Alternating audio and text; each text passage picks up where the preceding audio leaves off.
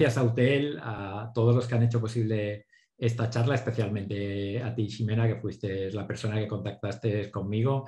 Y como no, yo ya me siento parte de la familia UTEL y ojalá podamos seguir colaborando. Y bueno, pues tenemos un lindo tema, como ha dicho Juan Carlos, para hablar. Queremos repensar, co-crear la educación del futuro, del 2030, no solo a nivel universitario, sino también no universitario. Estamos en el momento, porque estamos en un momento de zozobra, ¿no? Y entonces en los momentos de zozobra es cuando la gente empieza a pensar, a colaborar, a establecer sinergias y hacer las cosas diferentes, que yo creo que es el momento clave para esto, ¿no? Para ver qué cosas no estamos haciendo y podemos hacer en beneficio sobre todo de nuestro alumnado, que yo creo que es al servicio del que estamos, ¿no? Así que, Ximena, encantado de estar aquí con todos vosotros. Muchas gracias, ¿eh? Las 15 claves para la educación del 2030, como ha dicho Juan Carlos, del 2030.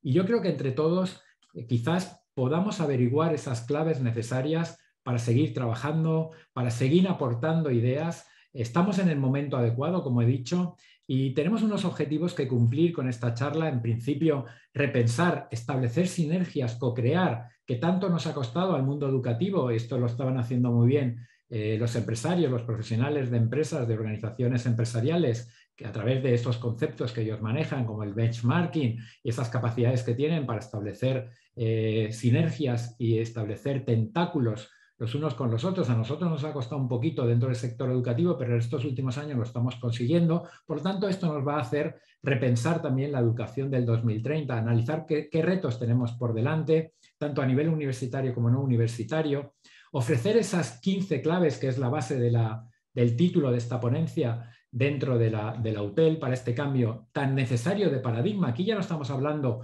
de 4 ideas que debemos poner en juego, poner en práctica, sino es básico establecer una base, una esencia de un cambio de paradigma, de una manera diferente de entender el concepto de aprendizaje, de entendernos a nosotros mismos como educadores, de cambiar nuestro modelo mental, nuestro paradigma de la realidad y cambiarlo también a todos los que participamos de esta tribu educativa, de esta comunidad educativa, pasando por los equipos directivos hacia los educadores, el alumnado, las familias, rectorado, vicerrectorado, decanatos, vicedecanatos, personal investigador. Yo creo que estamos todos metidos en este anclaje tan necesario y tenemos todos que cambiar nuestro rol, nuestra manera de enfrentarnos al día a día de la profesionalidad.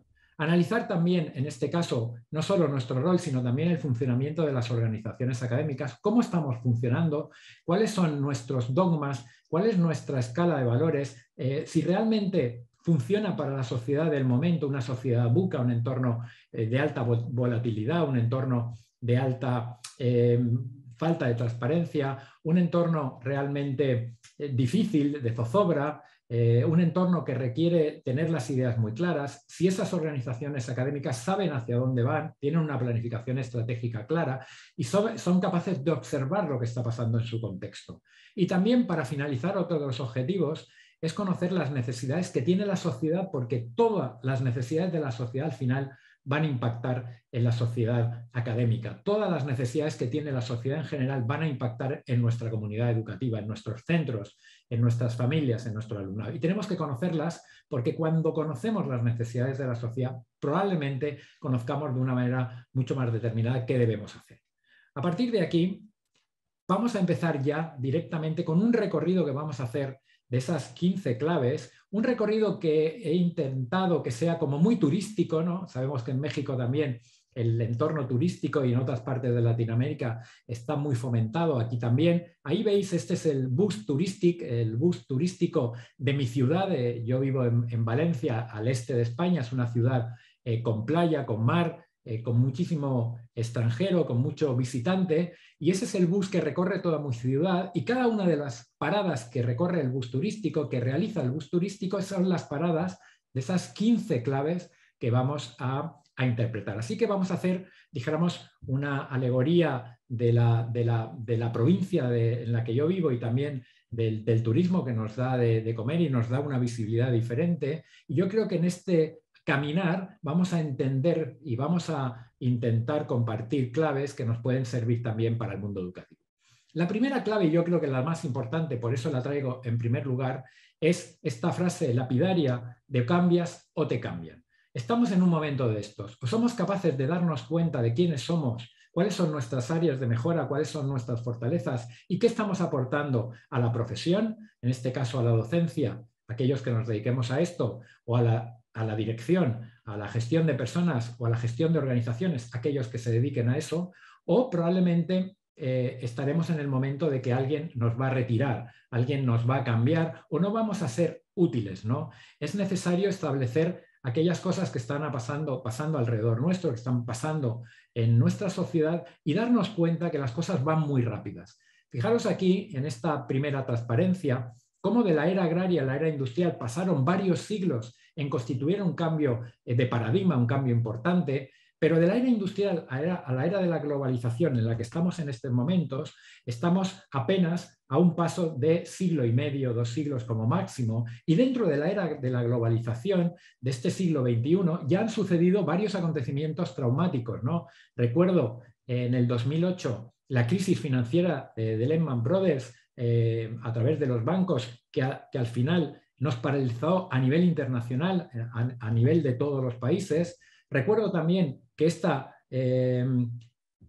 dijéramos, crisis financiera nos estábamos ahora, dijéramos, empezando a sacar la cabeza del hoyo y ha venido esta crisis de salud, esta crisis también de la pandemia del 2019-2020, que dicen que probablemente ahora venga otra dentro de 5 o 6 años. Por lo tanto, estamos en un entorno difícil de entender, en un entorno globalizado, en un entorno digitalizado, en un entorno, dijéramos, de incertidumbre plena, y aquellos indicadores que sepamos, dijéramos, determinar y obtener que nos ayuden a tomar decisiones son fundamentales porque los cambios se van a ir produciendo cada día más rápido. Por lo tanto, tenemos que estar en esta sociedad con visibilidad, con capacidad de percepción, con capacidad de entender lo que está sucediendo, pero también con esa capacidad a su vez de ser adaptables, ¿no? de ser flexibles al cambio, de entender que no podemos ser y pensar de una manera siempre la misma, ¿no? Tenemos que ser capaces de desaprender aquellas cosas que aprendimos en un tiempo atrás que no nos sirven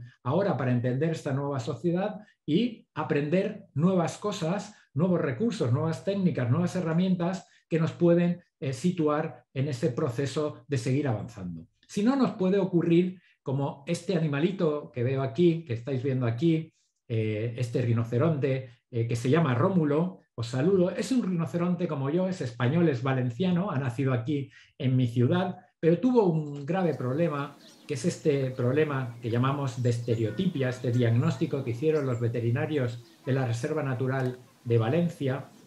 Y no queremos acabar como Rómulo, ¿no? Rómulo también fue pasto de su experiencia, de sus experiencias vitales.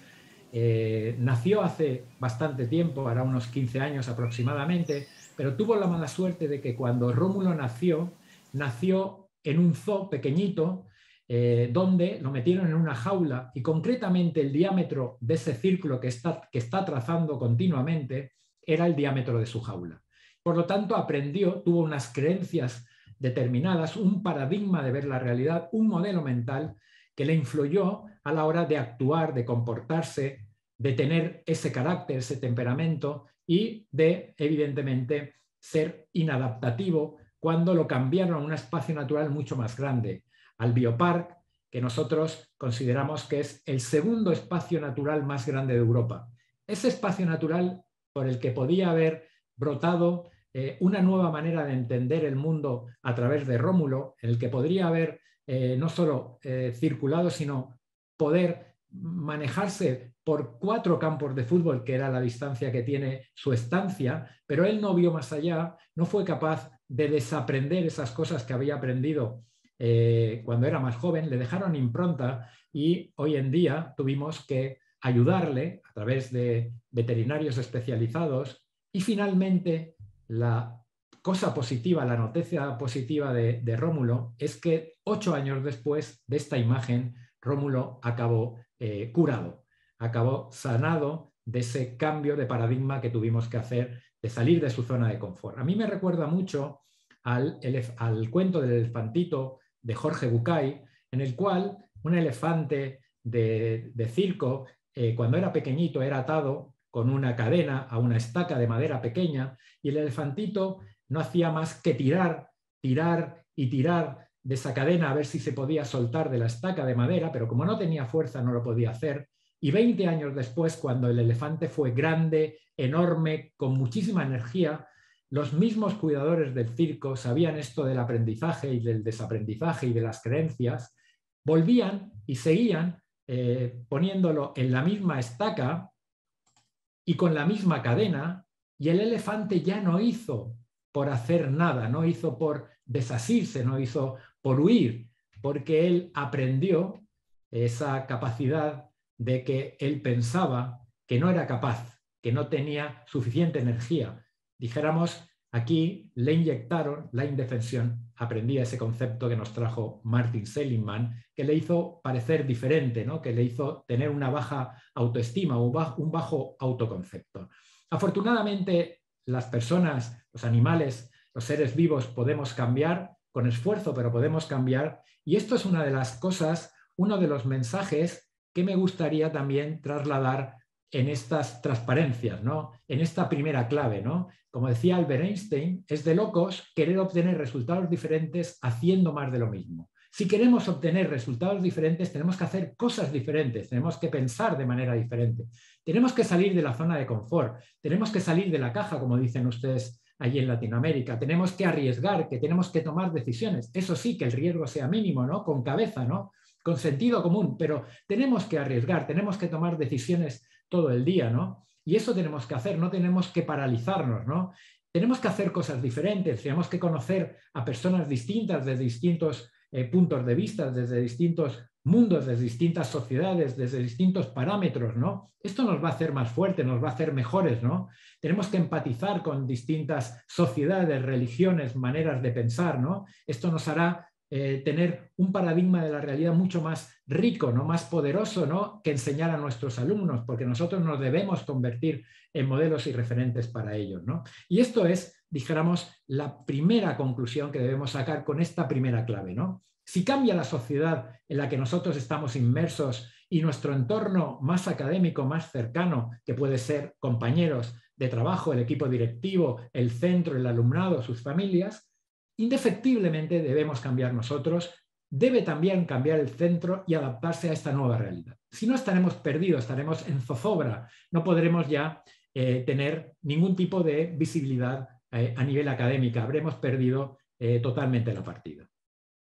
La segunda clave específica de esta educación del futuro del 2030 es recuperar la posición de la educación. Como veis ahí en la imagen, la educación se tiene que poner en el centro de todo lo demás que sucede en este mundo en el que vivimos, en el centro de los negocios, en el centro de la sostenibilidad, en el centro de la parte financiera, en el centro de la parte más institucional o pública o política. Dijéramos que la educación tiene que ser la base de todo lo demás. Es lo que nos hace dijéramos, tener buenos o malos líderes. Nosotros estamos construyendo ahora la sociedad del futuro, ¿no? Con las clases que estamos haciendo. Todas las clases que se han impartido hoy, las clases que yo he impartido en los distintos cursos de formación, van en esa dirección, en forjar líderes del futuro, líderes consistentes, ¿no? Líderes coherentes, congruentes, líderes alejados probablemente de los líderes que tenemos hoy en día dirigiendo a algunos países, ¿no? Líderes que tengan una escala de valores ajustada, ¿no? Que sean personas con una capacidad de equidad grande, ¿no? Que sepan lo que quieren para el país y para todas las personas que lo conforman, que tengan un plan de país, ¿no?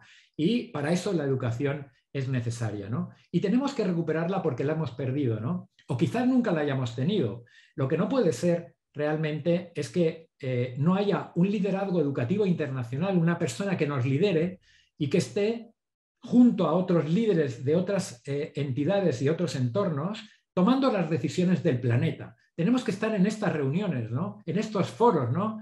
Que nos capacita para entender y que se nos respete como lo que somos profesionales educativos que pueden aportar mucho a otras parcelas de la vida social, la vida empresarial y la vida de los países. Y tenemos que recuperarlo porque somos capaces, porque mientras no tengamos ese poder, estar al mismo nivel que otras parcelas de la vida, probablemente todo lo que estemos haciendo nosotros en el metro cuadrado de influencia en nuestras clases, en nuestros centros, en nuestras organizaciones, probablemente tenga mucho menos impacto del que debería tener.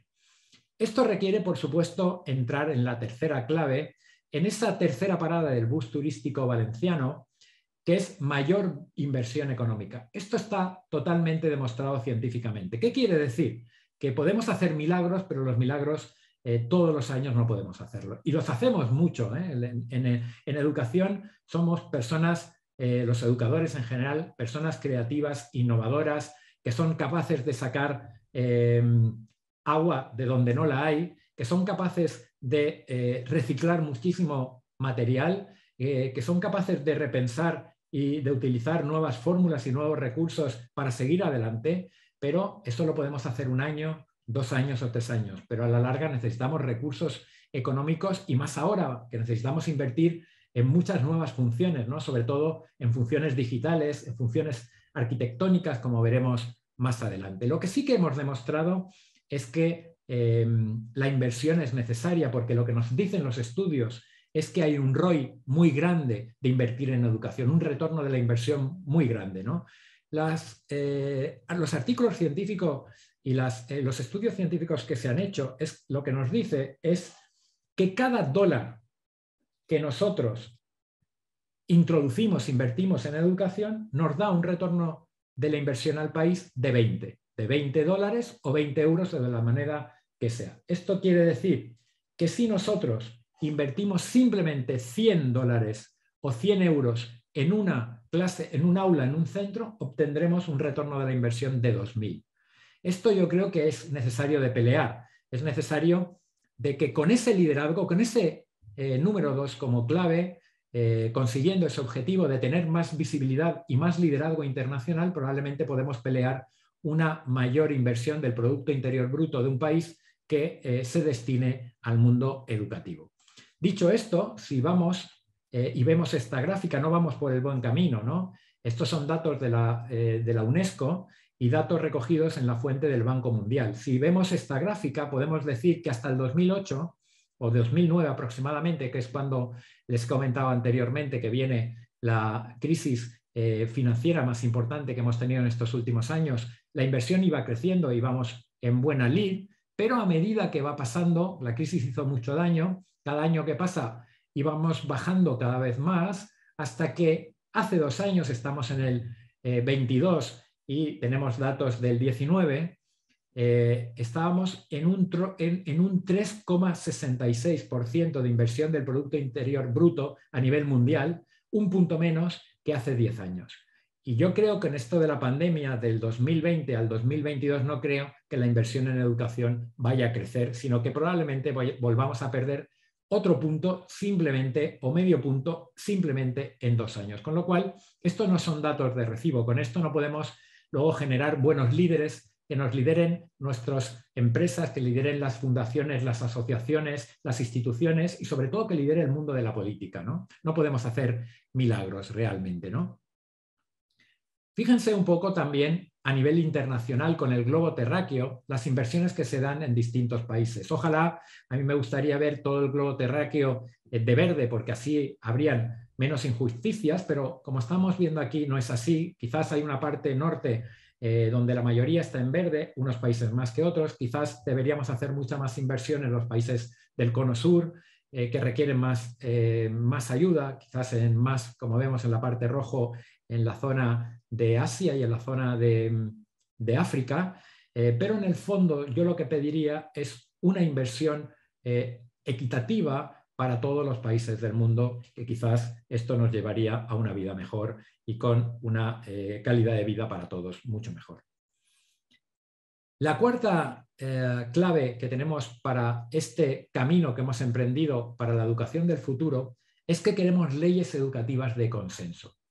Aquí quizás hable solo por nosotros, por España, por Europa, pero aquí en España hemos tenido, no sé si son 6, 7 leyes en 25 años. Esto es imposible de asumir. no solo por el cambio que supone a nivel burocrático, organizativo y administrativo para los centros, que al final recae en la tarea del docente, que no tiene que realizar porque su función principalmente es de educador y no de cumplimentador de documentos. Esto es impensable, esto no se puede sostener más tiempo. Queremos leyes educativas de consenso y estables en el tiempo. Y además que participen no solo los políticos de turno, sino que participe la sociedad en general, que participe el mundo educativo, por supuesto, pero los entornos sociales, los entornos empresariales, todo aquel sector que tenga algo que decir en el mundo educativo. Y yo creo que esto es necesario que tomen ya nota, porque estamos cansados de estos cambios. En España ahora, hace muy poco, hace unos meses, implantamos la nueva enésima ley educativa, la LOMLOE, que estamos aún entendiendo por dónde va a ir y que vamos a tener que aplicar. Ya no digo que sea buena o mala, lo que digo es que no queremos tantas, sino queremos una en la que podamos participar, en que seamos voz representativa junto con otras instituciones y sectores sociales y que se implante para 10, 15 o 20 años, que sería lo lógico, con pequeñas modificaciones o actualizaciones a lo largo del tiempo, como se hace en cualquier sistema de calidad. Como conclusión a estos 4 primeras claves, podemos decir que por una parte debemos fomentar un liderazgo educativo internacional que visibilice a la educación y que nos permita participar como representantes de lujo, como uno más, en todos los foros internacionales donde se tomen las decisiones importantes a todos los niveles, a nivel energético, a nivel de sostenibilidad, a nivel político, a nivel financiero, porque nosotros también tenemos y queremos tener voz y voto. En segundo lugar, debemos recuperar el prestigio y la autoridad que la educación tuvo tiempo atrás, que yo la viví en su momento y queremos recuperar, queremos que el docente sea bien visto y tenga esa autoridad, que no autoritarismo, y que sea modelo y referente para las familias que quizás ahora estamos de espaldas, para otros profesionales de otros entornos. Y yo creo que esto lo vamos a conseguir. Mayor inversión económica en educación a través del Producto Interior Bruto y deslindar las leyes educativas de los posicionamientos políticos, sobre todo, y mayor participación y consenso y estabilidad. Siguiendo en este camino del bus turístico valenciano, conociendo mi ciudad, Valencia, está la quinta clave, que es recuperar la figura del docente. Aquí me voy a parar muy poquito porque ya lo he comentado. La figura del docente para mí es clave dentro de todo el sistema educativo. Es la figura nuclear, es la parte más importante de cualquier sistema educativo. Y como tal, tiene que seguir siendo esta función nuclear, esta función principal, este núcleo, pero quizás lo que tenemos que hacer es, aparte de recuperar la figura del docente, es cambiar nuestro rol, sobre todo por el cambio de las necesidades de la sociedad. Pero debemos recuperar la figura del docente y nos tienen que ayudar a recuperar la función del docente y, dijéramos, esa visibilidad por parte de la sociedad de su función. Y para esto nos tienen que ayudar no solo los equipos directivos de las instituciones académicas, sino también las instituciones o las fundaciones o las asociaciones educativas junto con el poder institucional y político. Queremos en la versión 6, en la clave 6 de la educación del futuro, queremos organizaciones con visión compartida. ¿Qué quiere decir visión compartida? La visión en coaching y en el mundo de los negocios, con V, tiene que ver con el futuro, ¿no? Y para nosotros el futuro es importante porque sabiendo lo que queremos ser de mayores, cualquiera de nosotros o las instituciones a las que representamos, sabremos lo que tendremos que hacer en el presente. El futuro, nosotros decimos que determina o condiciona nuestro presente. Y condiciona o determina el presente de las organizaciones o instituciones académicas. Por lo tanto, esa visión de futuro, o sea, tenemos que tener claro dónde queremos ir. Quizás ahora las visiones no pueden ser a 5 años por esta sociedad en la que estamos viviendo de tantos cambios, pero sí a 3 años. Tenemos que tener planes estratégicos y esto es función del equipo directivo que nos diga dónde va nuestra universidad o dónde va nuestro centro a 1 y a 3 años, pero tiene que ser compartida. ¿Qué quiere ¿Qué quiere decir que sea compartida? Quiere decir que deben participar también otros actores del sistema educativo, deben participar en esas decisiones estratégicas, no solo el equipo directivo, sino también el profesorado, el claustro de profesores. De una u otra manera, las familias también en los entornos no universitarios, debe participar también la sociedad civil, debe participar, ¿por qué no?, también la sociedad empresarial, ¿no? Y todos dar su punto de vista que nos ayuden a conformar ese plan estratégico a 3 años, ¿no? Por lo tanto, debemos ser un equipo en esta cosa, ¿no? Debemos, por una parte, recuperar el prestigio y la autoridad que el profesorado tuvo tiempo atrás, como he dicho en la anterior clave, no solo a nivel social, sino sobre todo con respecto a las familias y al alumnado en la educación no universitaria. Es necesaria que las familias y los colegios, los centros, vayan en la misma dirección. Hablo también de la educación no universitaria, porque a mí me da la sensación de que las familias son claves en el funcionamiento del centro, o deben serlo, y quizás en estos momentos estamos como peleados, entre comillas, estamos de espaldas, no actuamos como un todo, sino que cada uno va haciendo la guerra o la batalla de su lado, y yo creo que eso crea excesivas fricciones que no beneficia a nadie, no beneficia sobre todo al hijo, a la hija, a nuestros hijos, a nuestras hijas o al alumnado, porque estos están viendo cómo hay dos grupos que deberían estar trabajando conjuntamente que están peleándose, ¿no? Entonces, cuanto antes alguien tome nota y introduzca a las familias dentro del funcionamiento del centro, yo creo que vamos a estar mucho mejor a todos los niveles. Se va a reducir sobre todo la conflictividad del centro, se va a trabajar con mucho más energía, con más motivación.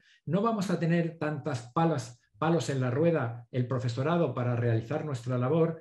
Yo creo que las familias nos pueden ayudar también a que en su casa se haga una labor académica o educativa necesaria también, y por lo tanto los alumnos cuando lleguen al cole pues estén mucho más dirigidos, más centrados, y esa implicación de la familia en la actividad diaria del centro probablemente nos va a incrementar la mayor satisfacción en nuestro trabajo y sobre todo un mayor rendimiento académico. Estamos ya a mitad camino de este camino que hemos emprendido hace unos minutos en ver y entender bien la educación del futuro. En esta séptima clave tenemos la profesionalización de los equipos directivos. Esto que llamamos de best quality, ese 100%, esa garantía de calidad de los equipos directivos. Esto ya digamos que es una clave que estamos consiguiendo, yo diría, a un 80%, al menos desde mi visión aquí en España, los equipos directivos, sobre todo de centros privados concertados, quizás en la formación pública es un poco más difícil, pero los equipos directivos desde hace como 6 o 7 años ya se dan cuenta que no son solo meros docentes que han adquirido funciones administrativas. No, es algo más. Un equipo directivo, un director de centro, un subdirector de centro, es como un director de una empresa privada, como un director de una empresa de automóviles, como un director de un banco. Lo que pasa es que evidentemente su actividad es diferente y algo clave es saber que está al servicio de los demás, ¿no? Al ser un entorno socioeducativo, ¿no? Pero en cuanto a la formación y la profesionalidad de estos equipos directivos académicos, tiene que ser la misma. Por lo tanto, ellos ya lo saben y están recibiendo formación en muchos parámetros necesarios, no solo académicos, sino también no académicos, sino más organizativos, como marketing, como financiero, como planificación estratégica, como visión, misión. Estos conceptos, gestión de equipos, liderazgo, gestión del tiempo, necesarios para dirigir bien el centro de trabajo. Seguimos en este curso paralelo, trabajando y viendo nuestra ciudad, la ciudad de Valencia, a través del bus turístico, y en esta octava clave decimos que también tiene que haber una coordinación del equipo docente. Pero yo no digo solo del equipo docente en sí, de los profesores en los distintos niveles académicos. Por ejemplo, en la universidad es importante la coordinación de los departamentos o la coordinación de la investigación y, como no, del profesorado con el decanato y del decanato con el rectorado, sino que además en la unión universitaria es importante también todos los niveles académicos, una coordinación entre los equipos de educación infantil con los de primaria con los de secundaria con los de bachiller, y también luego la incorporación al mundo universitario, ¿no? Tiene que haber también un nexo de unión. Y además no solo tiene que haber una coordinación interdepartamental, sino intradepartamental entre los mismos miembros de un equipo de proyecto o un departamento determinado. Y además, la mejor y la principal es la coordinación que tiene que tener el equipo directivo de los centros académicos o el rectorado de una universidad con el resto de profesorado que conforman esa universidad. Y eso es clave. Todos los que participamos de este entorno, de esta sociedad educativa, toda la tribu, como decía aquí José Antonio Marina, un especialista en educación, un representativo y una persona clave en el mundo educativo aquí en España, formamos parte de esa tribu, de esa comunidad educativa, pero todos los que tenemos algo que aportar, el equipo directivo, los educadores, las familias, el alumnado, la inspección educativa, las fundaciones, las asociaciones, el barrio en el que está constituido el centro, la ciudad, el país, todos tenemos que aportar al mundo educativo y tenemos que estar coordinados de alguna manera. La clave 9 tiene que ver con las nuevas metodologías del siglo XXI. Esto también es una clave que yo creo que estamos alcanzando. Yo os diría que por lo que conozco tanto en Europa como en Latinoamérica, la mayoría de los centros ya están utilizando desde hace bastantes años una metodología activa. Cuando me refiero a una metodología activa, me refiero a metodologías que tienen que ver con el aprendizaje basado en proyectos, con el cooperativo, con la Flipped Classroom, con el coaching educativo, con las inteligencias múltiples, con las competencias. Dijéramos, lo que nos diferencia las metodologías activas de las clásicas es sobre todo el papel de la educación, de los procesos metodológicos y el rol docente.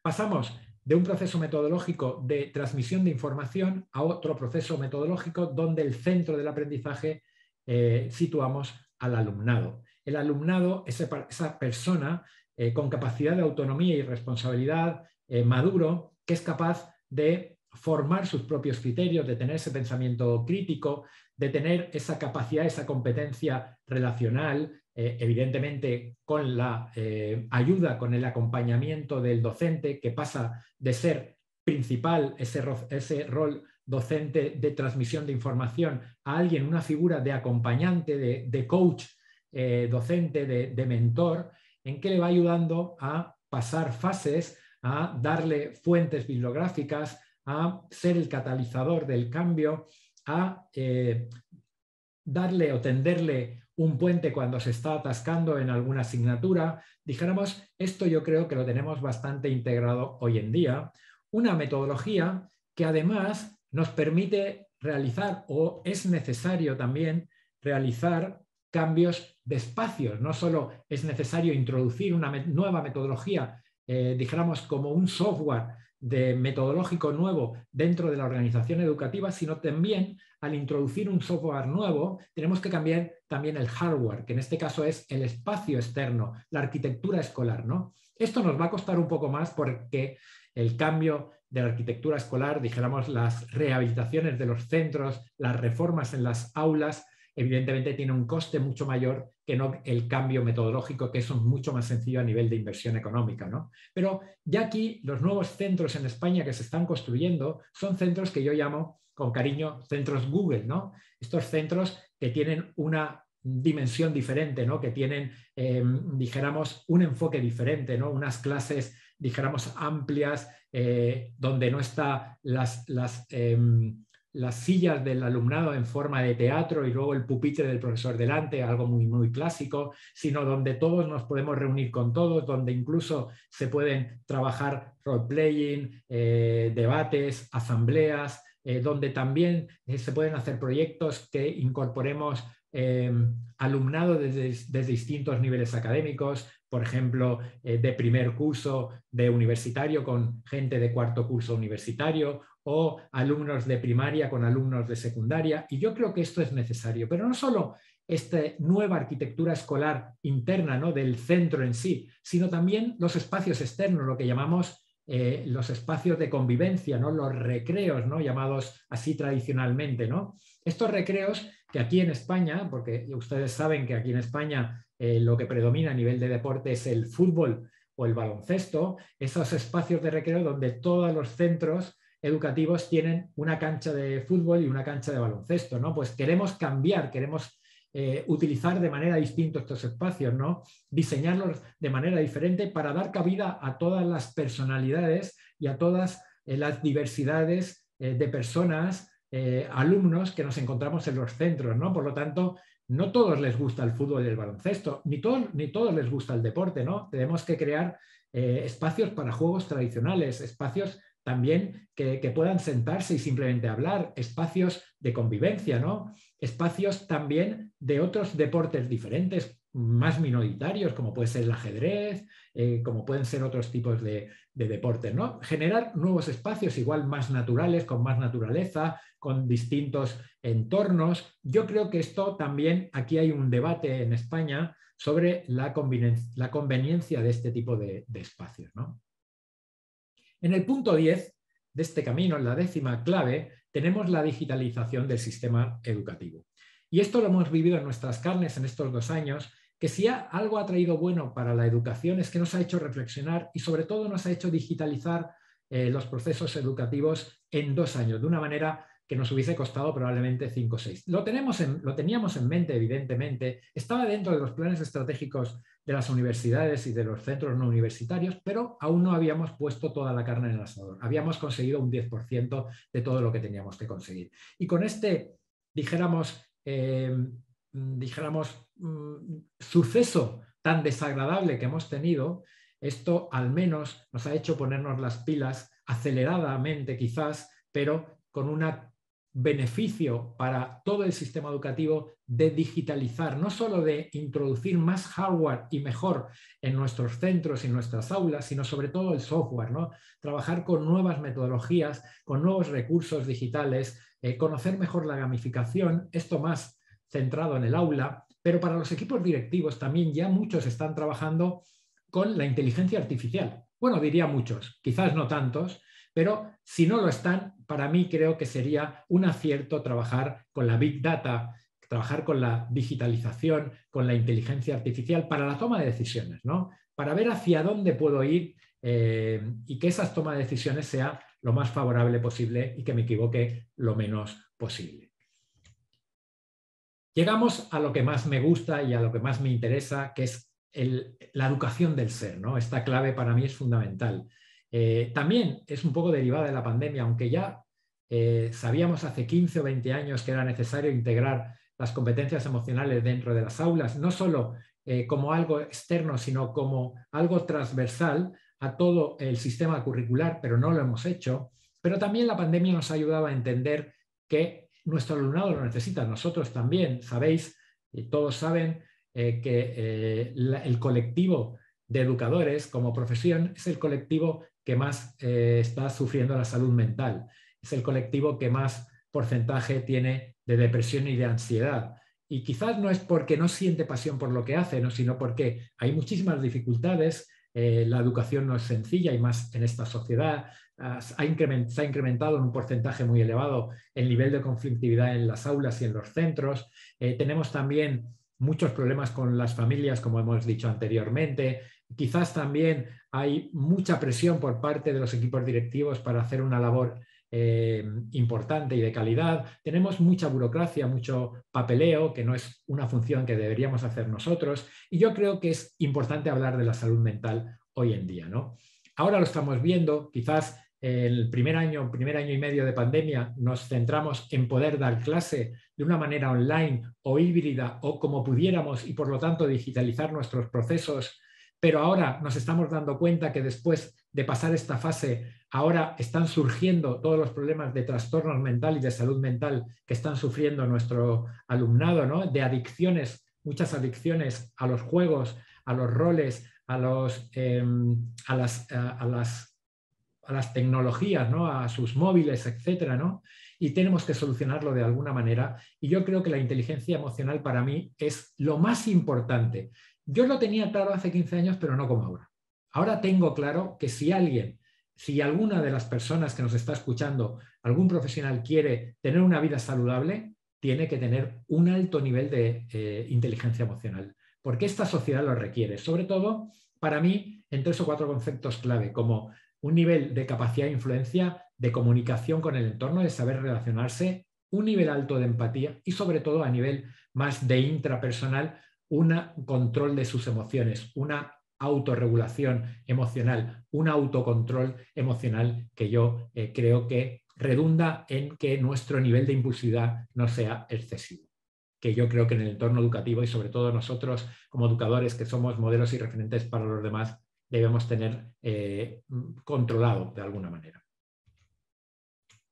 Esto lo que nos lleva es a entender que hay que tener pasión por lo que haces, ¿no? La pasión, esa actitud, esa vehemencia, ¿no? Lo que define la Real Academia Española de la Lengua como energía, actitud positiva, ¿no? Vehemencia en hacer las cosas, ¿no? Tenemos que tenerla en nuestra profesión, en todas las profesiones, pero principalmente en la nuestra, porque con esa pasión, quizás también con esa vocación, ¿no? Con esa energía, solucionamos muchos de los problemas, ¿no? Nos hace, dijéramos, reducir el nivel de estrés, el nivel de ansiedad y podemos vivir más tranquilos, ¿no?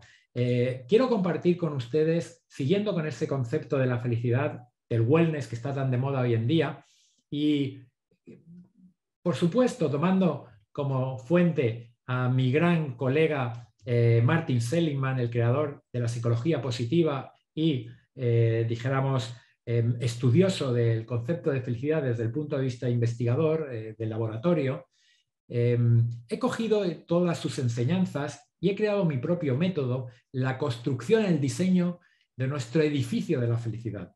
Y aquí he introducido 7 componentes que creo que son fundamentales, clave para nosotros como personas y como profesionales si queremos ser felices y queremos hacer también felices a los demás. Evidentemente, estos 7 componentes los he visto desde 2 puntos de vista, desde la organización académica y desde la persona o el profesional. Lo digo por si hay alguien que nos está escuchando que le interesa más porque es el gestor de un centro, es el director, el CEO de una organización o el rector o el director de un colegio, de un instituto, que lo pueda ver desde los 2 puntos de vista. El primer componente clave para la felicidad o el bienestar, el wellness, es la misión. Y eso es lo que nos hace situar en la base, son los cimientos de nuestra casa, de nuestro edificio. Esta misión, todos saben, con M, es aquello que nos da energía, ¿no? Aquello que nos hace ser lo que somos, ¿no? Desde cero, ¿no? Aquello que nos sitúa y nos hace ser realistas, ¿no? Aquello que tiene que ver con nuestra cultura, ¿no? Con la filosofía de la organización, del centro al que representamos, con la razón de ser, con la identidad, con los valores, ¿no? Y si somos personas con nuestra escala de valores, ¿no? Con el respeto, la responsabilidad, la familia, la amistad, la honestidad, que nos han ido instruyendo, incorporando, por una parte la familia en estos 10 primeros años de vida y también evidentemente el colegio, ¿no? Que tiene mucho que ver en inculcar esos valores, ¿no? Una vez tenemos claro esta misión, lo que somos, es importante de crear el segundo componente, que es el nuestro ser, ¿no? Esta misión condiciona o determina lo que somos nosotros, las decisiones que tomamos, el carácter que tenemos, las conductas que realizamos, ¿no? Y estas decisiones, que es el segundo elemento clave del bienestar, tienen que ser coherentes para que seamos felices, o lo más coherentes que podamos, ¿no? ¿Qué es la coherencia? Dicho de una manera coloquial, la coherencia es hacer aquello que hemos dicho que voy a hacer o hacer aquello que pensamos que vamos a hacer. Esto que es tan simple de entender, nos cuesta mucho de realizar en el día a día. De una manera, si lo queremos definir de una manera un tanto más académica, decimos que la coherencia es que esas 3 dimensiones que tiene el ser humano, pensamientos, emociones y conducta, vayan en la misma dirección.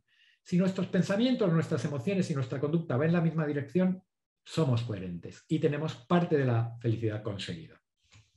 Evidentemente, el cuarto componente del bienestar tiene que ver con la visión con V. Hemos trabajado hasta ahora presente, pero también tenemos que trabajar nuestro futuro.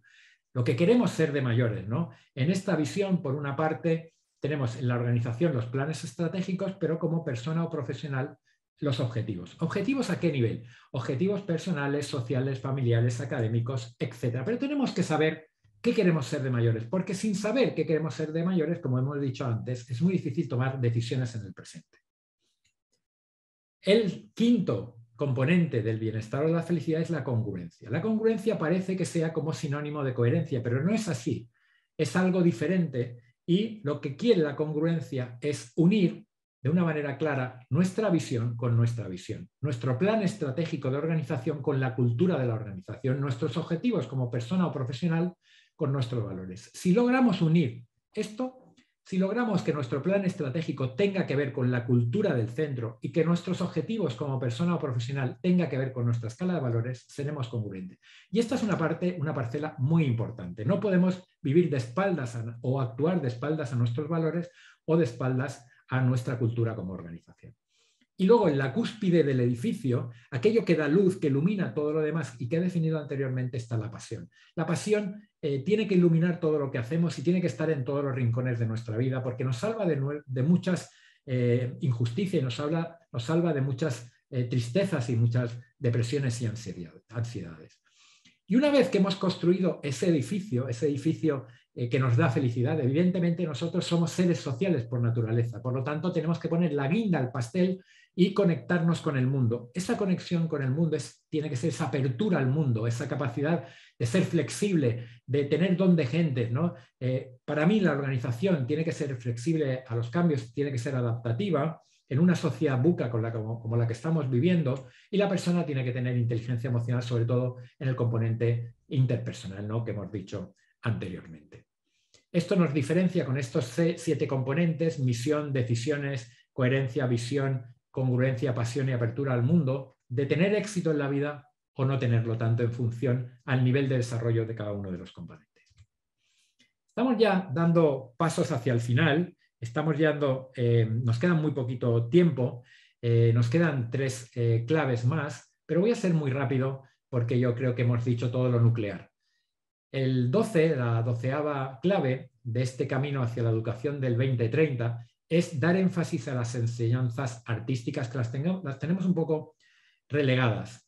Nos hemos centrado mucho en el contenido curricular, en el contenido que decimos serio, pero yo creo que sobre todo en la formación universitaria, cuando son pequeños, tenemos que también complementar esta formación con todas las enseñanzas artísticas habidas y por haber: deporte, danza, teatro, pintura, cultura en general, arte en general. Yo creo que esto nos incrementa la capacidad de ver el mundo, nos hace seres mejores, nos hace empatizar con la naturaleza, ¿no? Con lo que somos de verdad, con la energía que desprendemos, ¿no? Y quizás nuestra asignatura la veamos también de manera diferente. La música es fundamental, ¿no? Y alimenta el alma, ¿no? Y yo creo que esto lo tenemos dejado un poquito de la mano de Dios y tenemos que recuperarlo, ¿no? Para dar énfasis a un ser integral, ¿no?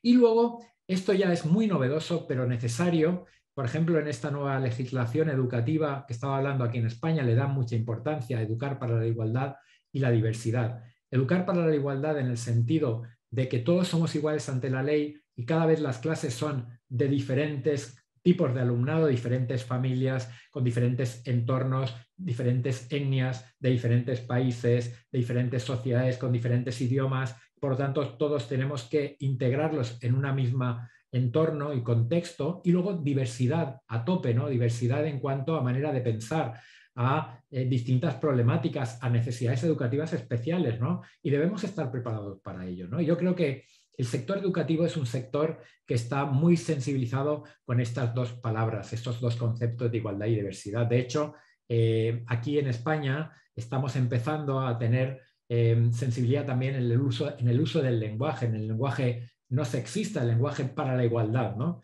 Que yo creo, el lenguaje no violento, ¿no? Yo creo que es necesario de integrar desde los más pequeñitos y, por supuesto, al docente, ¿no?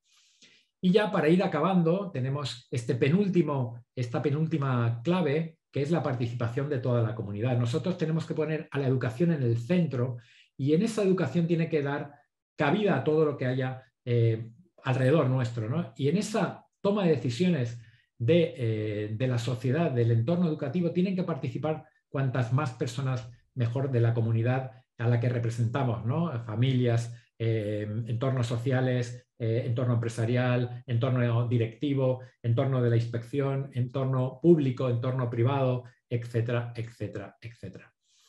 Y el último punto lo dejo para una reflexión final, y ya me dejo en manos de la audiencia, por si quiere alguna pregunta, alguna duda. nunca debemos dejar de formarnos, siempre tenemos que tener la curiosidad, el deseo de seguir aprendiendo. Tenemos que aplicar el código deontológico de nuestra disciplina, es lógico ese código ético necesario también. Estamos al servicio de la mejora de la calidad del sistema educativo y por ende de transformar la sociedad en la que vivimos. Yo no solo trabajo en el sector educativo por dar formación, impartir formación o dar conferencias. Esto a mí es un medio para conseguir el fin principal de transformar la sociedad, ya no solo de mejorar la calidad educativa. A mí esto me preocupa, pero me preocupa menos. A mí realmente lo que me preocupa es transformar la sociedad en la que vivimos, porque lo que estoy viendo a mí no me está gustando.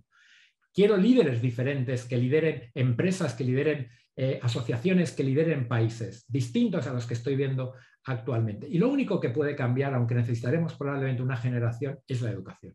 Y luego, finalmente, debemos cuidarnos nosotros, nuestra imagen como profesionales y la de la organización educativa a la que pertenecemos. Así que, dicho esto, me pongo en manos de la audiencia, quedo en manos de las preguntas, las dudas que quieran y, evidentemente, les doy las gracias y mi enhorabuena a la organización de este proyecto de InfoSessions de la Universidad UTEL, de la mano de Ximena y de todas las personas que han hecho posible este entorno y esta comunicación y esta conexión entre distintos educadores. Gracias por todo.